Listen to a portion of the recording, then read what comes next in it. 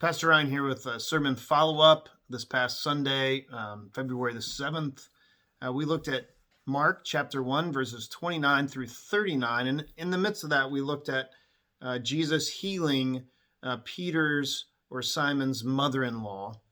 He went to her, he took her by the hand, he helped her up, and after he had helped her up, the fever left her, and she began to wait on them. She began to serve. We looked at that as a microcosm, as a portrait of the way in which God has come to us in love in Jesus Christ, that he has delivered us from our sin and he's called us out of sinfulness. He has called us into life that is abundant, and then he has called us into service in his kingdom. So I just want to ask you, because this is one of those things where oftentimes I think we come on Sunday morning and we hear and we listen and we learn. We learn a little bit about Jesus. We learn about the character of God. We learn some history about what's going on, or we learn about some teaching in the Bible. And it's something that we can just kind of wrap our minds around, or we try to wrap our minds around.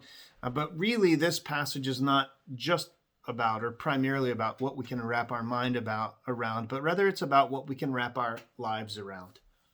How is it that you will live now that you know Jesus? How is it that you will share the love of God with your community, with those around you? How will you invite people into relationship with Jesus? How will you care for the poor?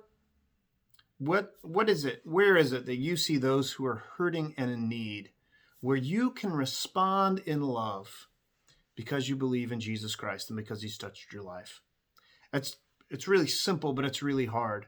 It means that we have to die to ourselves, as I wrote about in the last unifier, looking at Philippians chapter 2, that we would come rather than to serve our own needs, but we would rather come and serve those who are around us, just as Jesus has come and served us. So what will you do? What ways, what resources do you need? What information do you need to see a need in your world, to fill it with the love of Christ?